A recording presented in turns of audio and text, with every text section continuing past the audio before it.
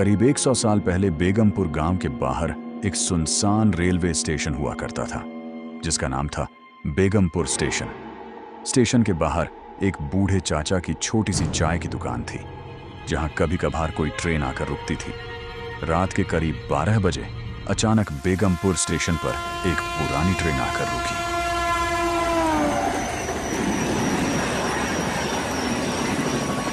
इतने सुनसान स्टेशन पर ट्रेन का रुकना अपने आप में अजीब था। ट्रेन से एक आदमी अपना बैग लेकर नीचे उतरा और इधर उधर देखने लगा। दूर चाय की दुकान पर बैठे चाचा को देखकर वह तेजी से उनके पास पहुंचा। चाचा, माफ करना, क्या आप बता सकते हैं ये कौन सी जगह है? मुझे तो दूसरे गांव जाना था, लेकिन शायद मैं गलत स्टेशन पर उतर गया हूँ। बेटा, ये बेगमपुर स्टेशन है, लेकिन तुम यहाँ कैसे उतर गए? इस वक्त तो इस ट्रेन से कोई भी यात्री यहाँ नहीं उतरता। क्या मतलब? टिकट तो मेरे पास इसी रूट का है। मुझे अगले गांव जाना था, लेकिन ट्रेन अचानक रुक गई और दरवाजा खुला तो मैं नीचे उतर गया। बेटा, तुम कौन से गांव से आए हो और तुम्हें जाना कहाँ है? आओ पहले बैठो और गर्मा गर्म चाय पी लो। बाहर मौसम भी अचानक खराब होने वाला लग रहा। चाचा, मैं रामगढ़ से आया हूँ और मुझे निवास जाना है। मुझे लगा कि यहीं से निवास जाने के लिए ट्रेन मिल जाएगी, इसीलिए मैं इसी स्टेशन पर उतर गया। अब अगली ट्रेन का इंतजार करना पड़ेगा, तब तक आपकी दुकान पर ही बैठ जाता हूँ। तभी अचानक आसमान में जोरदार बिजली कड़की और देखते ही देखते मूसलाधार बारिश शुरू हो गई। लेकिन चाचा, आप इतनी रात को यहाँ क्या कर रहे हैं? यहाँ तो ना कोई यात्री दिखाई दे रहा है और ना ही कोई स्टेशन का स्टाफ है। फिर आपकी चाय पीने के लिए यहाँ आता कौन है? इतने सुनसान स्टेशन पर आप अकेले पूरी रात कैसे रहते हैं? बेटा, यहाँ रात को तो कोई नहीं आता, लेकिन दिन में मेरे पास ग्राहकों की कमी नहीं होती। लेकिन एक बात बता दूं, तुम्हें अभी यहाँ से निवास जाने के लिए कोई भी ट्रेन नहीं मिलेगी। क्या मतलब है तुम्हारा चाचा? अगर अब इस स्टेशन पर कोई ट्रेन नहीं रुकेगी तो फिर मैं आगे कैसे जाऊंगा? बेटा, इस स्टेशन पर रात में रुकने का कोई फायदा नहीं है।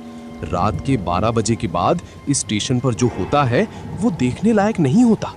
इसलिए मेरी बात मान और अभी यहाँ से वापस चला जा। अब मेरा भी घर जाने का समय हो गया है। इतना कहकर चाचा अपनी चाय की दुकान बंद करने लगे। उन्होंने जल्दी जल्दी सामान समेटा और बिना पीछे देखे अपने घर की तरफ चले गए।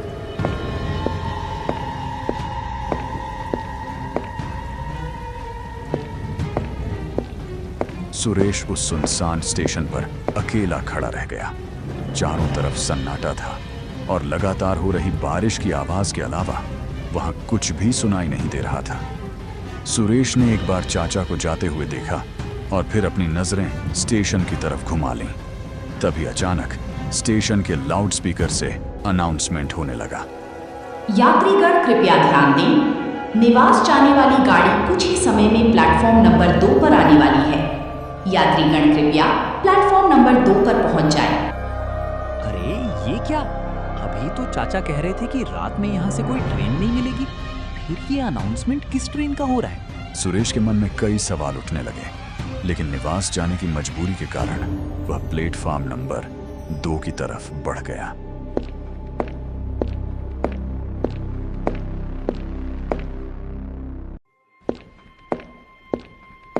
कुछ ही मिनट बाद दूर से ट्रेन की तेज रोशनी दिखाई देने लगी।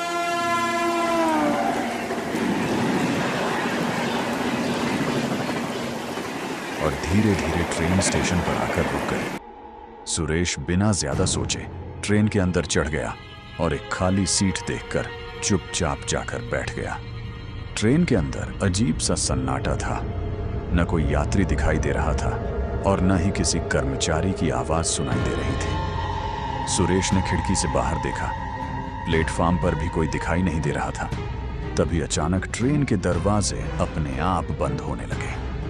ये कैसी ट्रेन है? इसमें एक भी आदमी नहीं है और चाचा ने मुझे इस ट्रेन के बारे में बताया भी नहीं। कहीं कुछ गड़बड़ तो नहीं है? सुरेश अभी अपनी बात पूरी भी नहीं कर पाया था कि ट्रेन अचानक तेज रफ्तार से चल पड़ी। सुरेश ने खिड़की से बाहर देखा, लेकिन कुछ ही सेकंड में स्टेशन बारिश और अंधेरे के बीच कहीं पीछे छूट चुका था।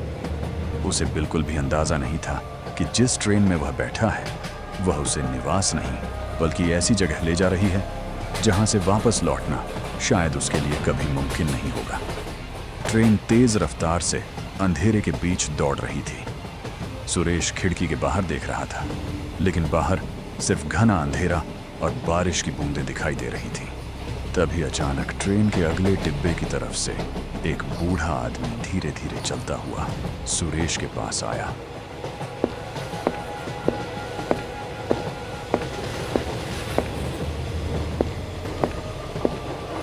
और उसके सामने वाली सीट पर बैठ गया। बेटा, क्या ये ट्रेन निवास जाएगी? हाँ बाबा, मुझे भी निवास ही जाना है। आप भी निवास जा रहे हैं क्या?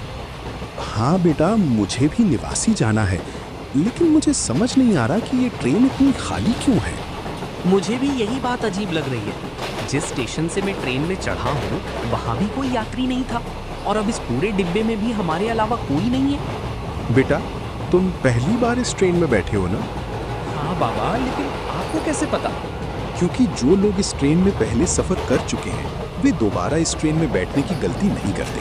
बूढ़े की बात सुनकर सुरेश के चेहरे का रंग उड़ गया। उसने कुछ पल तक बूढ़े आदमी को ध्यान से देखा।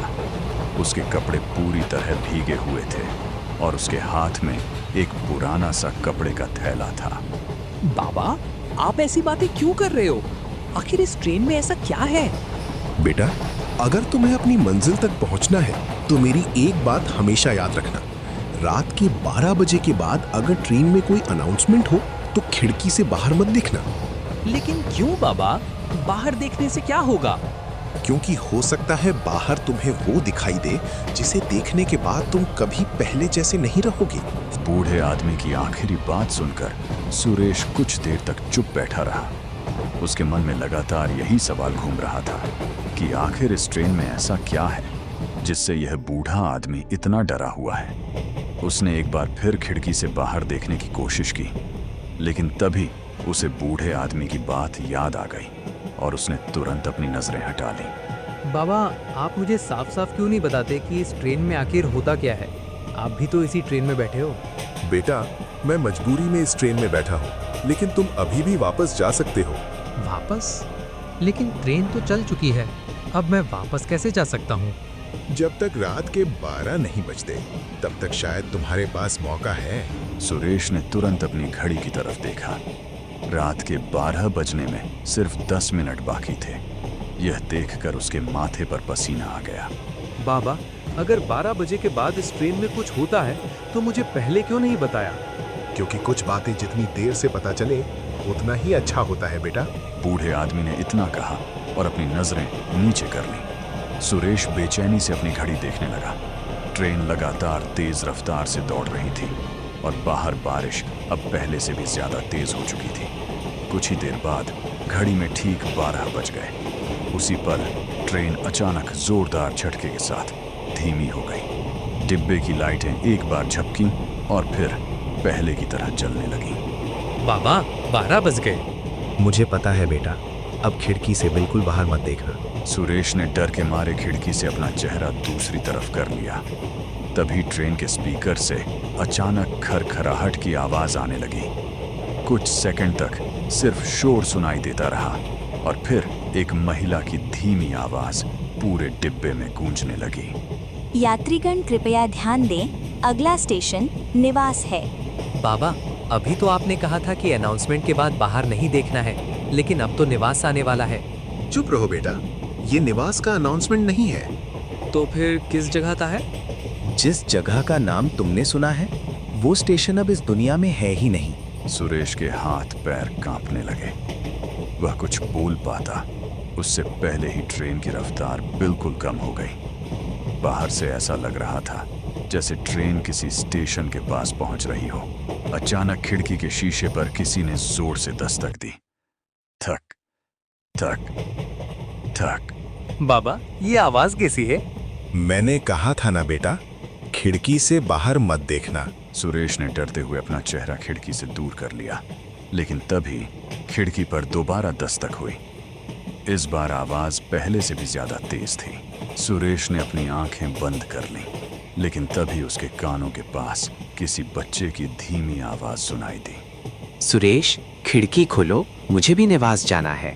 खिड़की पर हो रही दस्तक की आवाज कुछ देर तक आती रही, लेकिन सुरेश ने बूढ़े आदमी की बात मानकर खिड़की की तरफ देखने की हिम्मत नहीं की। वह अपनी सीट पर चुपचाप बैठा रहा। कुछ ही सेकंड बाद ट्रेन की रफ्तार अचानक बढ़ने लगी। ऐसा लगा जैसे ट्रेन किसी स्टेशन पर रुकने वाली थी, लेकिन वह बिना रुके तेज रफ्तार से आगे निकल गई।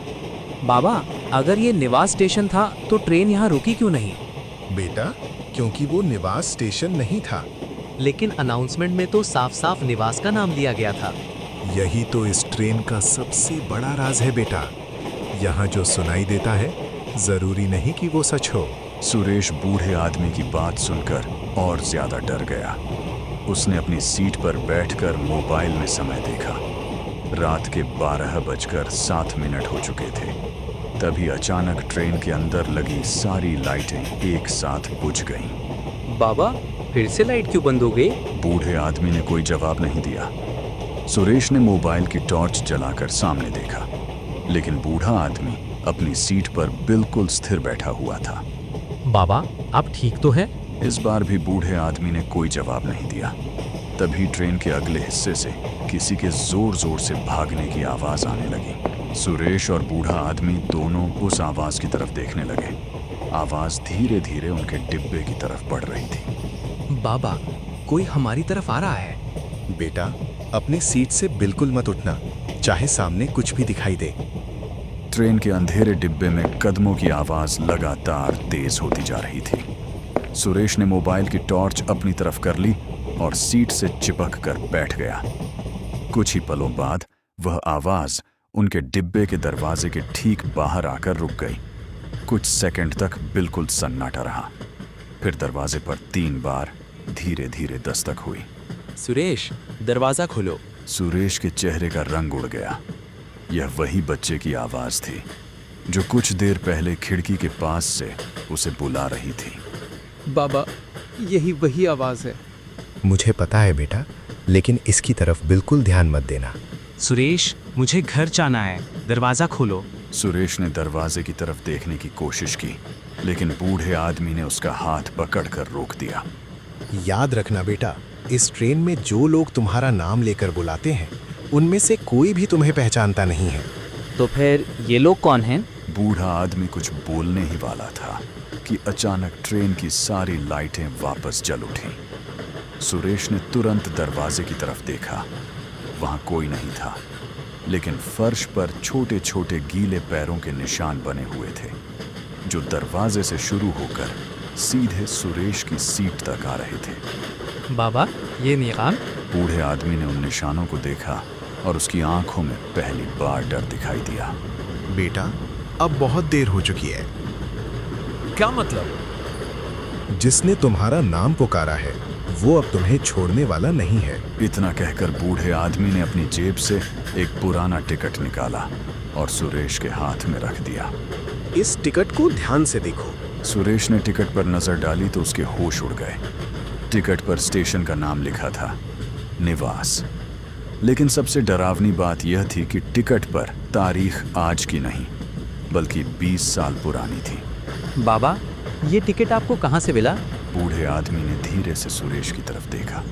क्योंकि बेटा, मैं भी पहली बार इसी टिकट के साथ इस ट्रेन में बैठा था। सुरेश कुछ समझ पाता उससे पहले ट्रेन की गति अचानक कम होने लगी। बाहर अंधेरे में एक स्टेशन की रोशनी दिखाई देने लगी। फिर स्पीकर से वही आवाज सुनाई दी, अगला स्टेशन निवास। सुरेश ने बूढ़े आदमी की तरफ देखा। बूढ़े आदमी ने तुरंत अपनी उंगली होंठों पर रखकर उसे चुप रहने का इशारा किया, क्योंकि इस बार ट्रेन सच में निवास स्टेशन पर रुक रही थी।